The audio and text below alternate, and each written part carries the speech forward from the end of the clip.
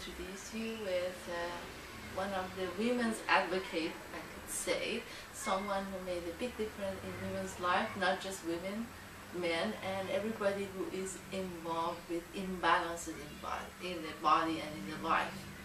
As well as we all talk about balance in life, we know how balance is important. And I'm pleased to introduce you to Susie Wiley. Well, everyone knows me as T.S. Wiley because of some books. T.S. Wiley, if yeah. you want to talk about the books. Actually, the first time when I met you, I introduced you through your book, Sex and Lies. Sex, Lies, and Menopause. Lies and Menopause, which was interesting. And Lights Out. That's Yeah. something. Yes, that was very interesting. We're going to talk about today all the changes, all the differences we can make in our lives, and the control could be in our hands.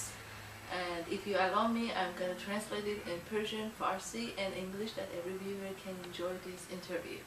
با سلام خدمت دوستان عزیزم. همونطور که همیشه در مورد داشتن یک زندگی متعادل و بالانس صحبت میکنیم. یکی از مشکلاتی که فقط مختص به خانم ها نیست، بلکه آقایون هم از این مشکلات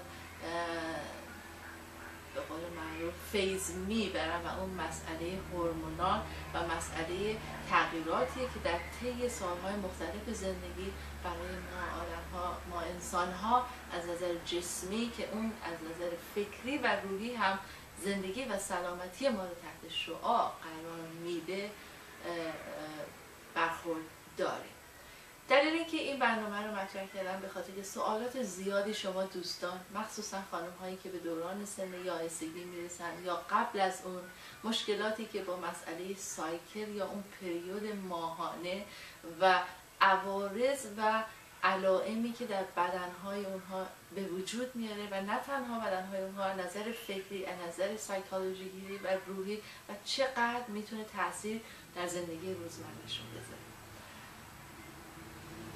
این مسئله باعث شد که بیشتر و بیشتر تحقیق کنم و به عنوان یک زن که خودم هم مستثنا نیستم از این مسائل و مشکلات در طی زندگی، وقتی برخورد داشتم به خاطر اینکه هر بار که من محصولی رو یا راهی رو بخوام توصیه کنم، برام مهمه که ببینم آیا حاضرم اون مسئله رو در خودم ترای کنم و استفاده کنم. اگر اون چیزی که برای خودت میخوای برای دیگران بخواد دقیقاً مصداق داره، و این همون محصولات وایلی پروتکل یا اون موادیه که در این پروتکل از این روش استفاده شده برای به وجود آوردن اون تعادل و بالانس. یکی از جالب‌ترین سمینارهایی که من رفتم سمینار سوزی بود که بهترین چیزی که اوپنینگش داشت که در این برنامه یا برنامه‌های آینده حتما من مطرح می‌کنم، اینو براتون نشون خواهم داد که از طبیعت شروع شده، از نیچر و چطور طبیعتی که ما درش زندگی و ما قسمت کوچیکی از اون هستیم، یعنی داینامیکه، یعنی مرتب در حال تغییری، فرق نمیکنه شب، روز، زمستون، پاییز، بهار، تابستان، سردی، گرمی، این اصل طبیعت تغییر و بدنهای انسانها هم از این مسئله مستثنا نیستن که در مسیر این تغییر پیش میرن و آیا این تغییرات میتونه تعادل اون زندگی سالم یا اون مسیر رو گاهی اوقات در حالت اکستریم که باشه به دلیل لایف استایل ها، روش زندگی، استرس هایی که داریم، طرز تفکرمون، چی میخوریم، چه کار میکنیم، چطور فکر میکنیم، میتونه این تعادل رو به هم بزنه که از این طریق میتونیم حداقل از نظر هورمونال اون تعادل رو به وجود بیاریم. بحث جالبی امروز دوست داشتم از کسی که واقعا با این آیدیا اومد که بتونه یه همچین کمکی رو بکنه و در شروع همونطور که خودشون توضیح خواهند داد، شروع این آیدیا و این محصولات به این دلیل بود که فقط کمک کنه برای خانم هایی که منوپاز هستن یا یائسه هستن اون مشکلات و علائم منوپاز و یائسگی رو نداشته باشن، ولی خوشبختانه به مرور زمان با تحقیقات کلینیکلی که شد، تحقیقات بالینی که شد، نه تنها فقط برای به منظور کنترل علائم یائسگی نبود، بلکه برای باربری بود، برای نازایی هست، برای محصولات مشکلات روحی که بر اثر تغییرات هورمون ها بوده و نه تنها برای خانم ها بلکه برای آقایان که امروز مورد بحث قرار خواهیم داد. بذارین از طرف شما دوستان دوباره خوش آمد بگم به این خانم عزیز، بعد سوال هامونو شروع کنیم. I would like to welcome you again to our show, Balanced Life. The idea is balanced, and that's what I was trying to expand the discussion with my viewer, that we always talking about balance. And the nature in the life is dynamic. As the three words I always pick from your seminars: rhythm, cycle, and nature. And we are a very small part of this nature, and we are not exceptional from this fact of the nature. We're not separate from anything on the planet. Exactly. And that's why the further we get the distance from this planet and from the nature, the more we get involved with the problems. And that's why we have to get ourselves more matched and compatible with the spin with the planet. Exactly. So I try to explain. The idea started basically because as a woman you wanted to try to help the menopausal woman and menopausal symptoms, but in fact gradually you found out you can help in more variety of the issues and things. Once you understand that the template for normalcy, for being part of young and healthy and reproductive is out there. Once you understand that template in terms of dosing, natural hormones that come from plants, there's a wide variety of rhythms that can be put back. It's not just estrogen and progesterone and testosterone and DHEA, but there's cortisol and there's human growth hormone and there's thyroid and there's testosterone for women as well as men. I mean, there are all those rhythms that have been identified, and if we can figure out the dosing schedule, we're good to go. So that's what makes it different with other products out there. Yeah. Exactly. What توضیحی که سوزی عزیز میدادن اینجا به این دلیل بود که فقط وقتی که ما صحبت میکنیم راجع به مسائل هورمونی فقط مختص به استروژن یا پروژسترون یا همون هورمون‌های زنانه نیست.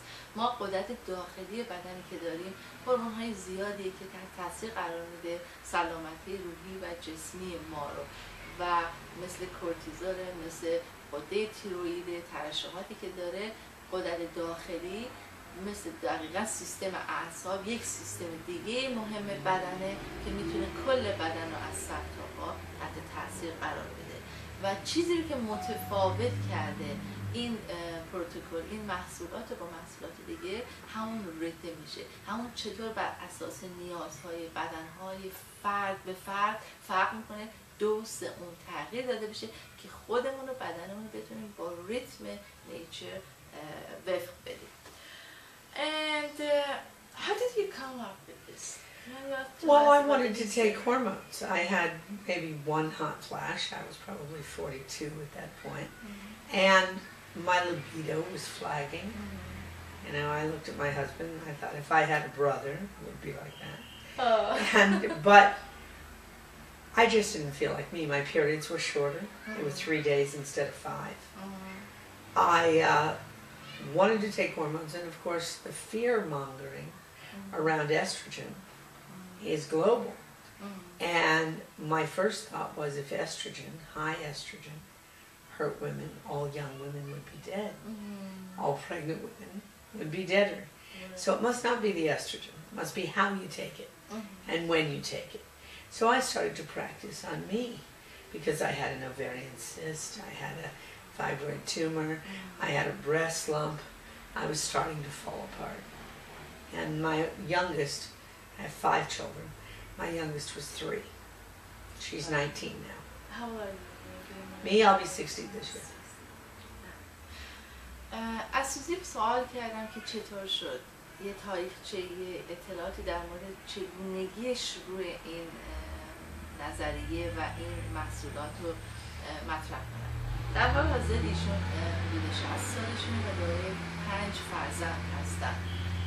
صحبت میکنن میگن که وقتی که 42 سالشون بوده خب احساس میکردن مشکل هورمونی دارن. وقتی به همسرشون نگاه میکنن احساس کنن بله اگه برادر داشتن میتونست شبیه ایشون بشه. یعنی دیگه اون احساس تمایل جنسی درشون به اونطوری که باید در گذشته بوده نیست. مشکلات اوورین سیست داشتن، سیست های تخمدان ها و فایبروید و تمام مشکلاتی که بسیاری از ما خانم ها ممکنه در اون درگیر باشیم که میتونه تاثیر بذاره توی تمایل جنسی، توی هات فلش، اون گرگرفتگی ها و گرمان هایی که به وجود میاد در خانم ها به خاطر همون عدم تعادل هورمون و پایین رفتنش و همیشه دنبال این بودش که در خودشون یک کاری بکنن و همیشه صحبت از استروژن بود، هورمون بود و هم ترس از این که ممکنه ایجاد سرطان بکنه. بعد وقتی که بیشتر میگن تحقیق کردن دیدن که خب اگر استروژن نباشه چطوری خانم ها حامله میشن، چطوری باروری به وجود، پس استروژن نیست که باعث سرطان یا مشکلات دیگه میشه، چگونگی استفاده، مقدار داشتن استروژن در بدنه که میتونه تغییر بکنه و این باعث شد که شروع کنن بیشتر در مورد تغییر کنن. اوکی.